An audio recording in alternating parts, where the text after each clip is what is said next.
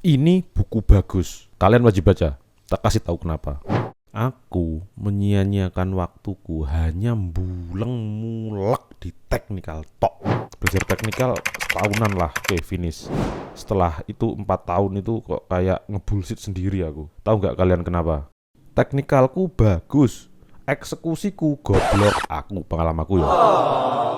Ketika aku pertama kali baca buku itu, poin pertama yang aku miss, aku gagal menganalisa diri sendiri. Hanya fokus candle. Beuh, noob banget. Si McDouglas membuka chapternya dengan ini. Dulu tahun 78an iku, fundamental analisis lah yang dianggap cara paling tepat untuk analisa. Cuman mis satu hal, opo trader behavior. Kenapa? Ingat, harga digerakkan oleh keputusan buy sell trader yang dipengaruhi emosi dan keyakinan masing-masing kan. Nah, mulai masuk tuh analisa teknikal mulai populer sekitar awal tahun 80-an. Karena analisa teknikal itu berguna untuk ngukur secara efektif banget. Efektif untuk ngukur real risk-nya berapa poin, potensi profitnya berapa poin gitu. Kalian tanya deh tuh Pak Heru, Mas Adit, mereka punya jam terbang yang lumayan untuk analisa fundamental. Cuman untuk ngukur risk dan potensi rewardnya mereka ngelirik teknikal. Gak percaya coba tanya. Nah poin ketiga nih, dagingnya mental analisis. Kan kita sering tuh ya, profit dikit, profit 10 pip, 15 pip, close. Floating minus 1000 pip, hold. Dekat loss asik sih. Iya, itu lebih melegakan sih, Mbak. Iya.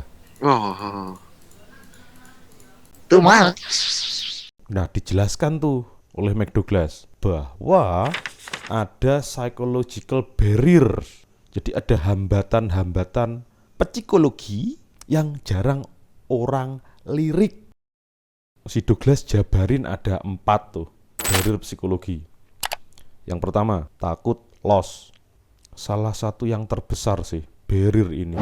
Hal ini bisa menghalangi kita untuk mengambil risiko yang cukup, yang mengakibatkan ragu-ragu, overanalisis, dan trade-trade yang seharusnya kita take, gak kita take. Kampret juga sih itu. Barrier psikologi yang kedua, takut salah, gak mau salah. Kita ngebuy, harga turun, floating minus, karena nggak mau kalah kita hold itu. Harga turun, apa yang terjadi? Oh, di awal, ayo ingat gak kalian? Dibuy lagi, turun lagi, dibuy lagi. Cuman sekali kena long bearish, akun rontok. Psychological barrier yang ketiga, greed, serakah, gue banget.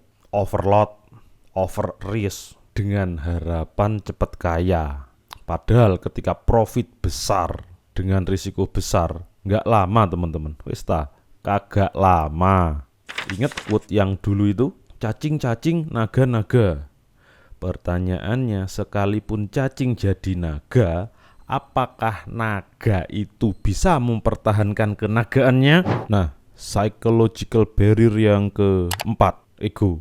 Yang sebenarnya ini sih, yang keempat ini sih, induk dari 1, 2, 3 yang tadi. Ini induknya dari stop loss digeser-geser, overload. Hot topicnya ini, revenge trading. Ego teman-teman.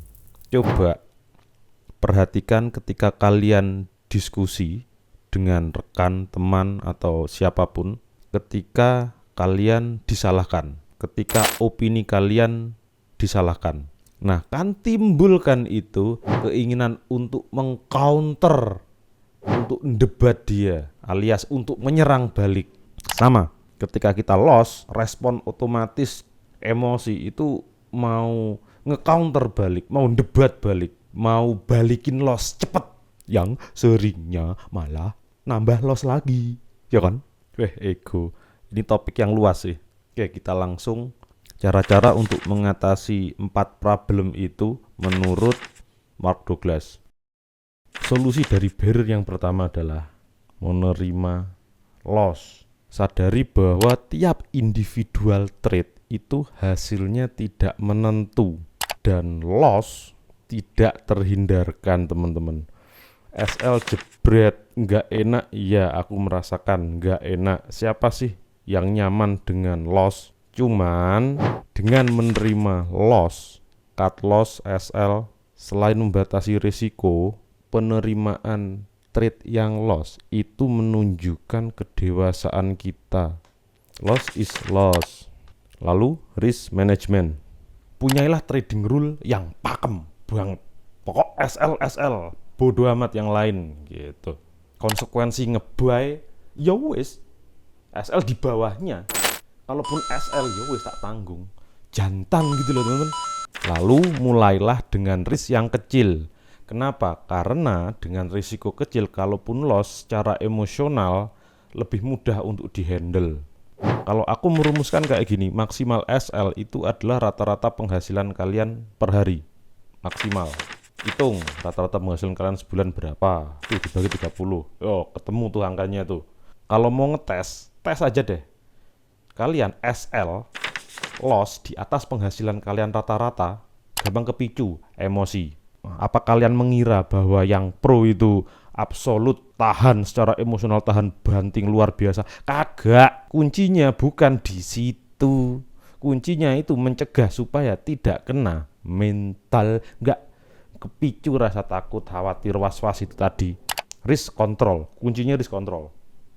Kalian nggak punya itu, buyar. Mau tes? Oke, tes 5 tahun ke depan. Apakah kalian MC atau enggak? Sebulan 2 bulan, alah emprit, gak percaya aku dengan pembuktian trading hanya sebulan 2 bulan. Lalu antidot untuk takut salah, punyailah mindset probabilitas. Kita nggak bisa melihat kualitas seorang trader hanya dari 1, 2, 3 kali dia nge-trade saja. Dan begitu pun kita juga, kalian dan aku. Dari sudut pandang ini kita bisa mengurangi tekanan untuk harus menang tiap saat, harus win tiap saat, dan membantu kita menerima, oh ya wes lah, salah gitu. Pisahkan antara kualitas diri dan hasil trading. Kalau profit gitu kita merasa jenius, kalau loss kita merasa goblok. Enggak. Kualitas diri kita itu lain dari dengan hasil trading kita lain. Trading itu yo kayak skill, bukan ukuran kualitas diri sesungguhnya, bukan. Kalian tetap berharga terlepas apapun hasil trading kalian. Malah dengan membuat kesalahan itu jadi bahan kita untuk belajar toh. Makanya jurnal. Lalu barrier yang ketiga, serakah target kepanjangan mungkin. Makanya parsial. Nah, punyailah target awal, TP, tentukan TP di awal yang sekiranya paling mudah ke hit tanpa mengkompensasi risk to reward. Dan yang penting ini, trading plan. Ayo kalian bangun rumah, kalian mau beli laptop, kalian mau beli motor, kalian mau beli mobil, itu kan yo analisa sih kok. Ada planningnya toh, cash atau kredit gitu. Kalau beli cash apakah akan mengganggu keuangan gitu toh? Kalau beri kredit gimana, mampu enggak gitu kan? Kenapa kita menganggap trading ini sebagai main-main? Kalau kita punya planning yo, pas nge-trade, kesalahan kita itu bisa kita koreksi sendiri. Seharusnya aku salah di apa ya? Apakah trade minggu ini sudah sesuai trading plan semua? Ya weh, makanya di jurnal itu pentingnya di situ. Kita bisa improve little by little gitu loh. Wih, little by little. Dan refleksi diri, mindfulness ada di trading in the zone itu ada mindfulness, merenungi trading kita itu gimana, menganalisa diri sendiri sih. Lo kita di market MC, ketika sudah MC apa yang kita lakukan? Fokus teknikal lagi toh, perbaiki teknikalnya. Oke, semuanya salah kecuali aku. Gara-gara jalan bolong aku MC. Ya sebenarnya itu aja. Nah, untuk ego ini lebih unik ini. Ego ini unik teman-teman. Kita terkadang tidak bisa melihat kekurangan trade kita. Douglas menyebutnya sebagai cloud judgment. Kita nggak bisa melihat kekurangan diri kita secara sempurna. Tahu nggak kalian kenapa Mike Tyson itu dulu juga punya pelatih? Kalau pelatihnya suruh tinju sama si Tyson, pelatihnya yang bawa belur. Kenapa? Kenapa si Tyson itu butuh pelatih? Kenapa atlet-atlet idola kalian wis? Mereka semua punya pelatih. Tahu nggak kenapa? Supaya bisa melihat kelemahan, kekurangan dari perspektif orang lain gitu loh. Pelatih itu bisa lebih melihat kekurangan kita daripada kita sendiri, pandangannya lebih luas. Oke teman-teman, thank you.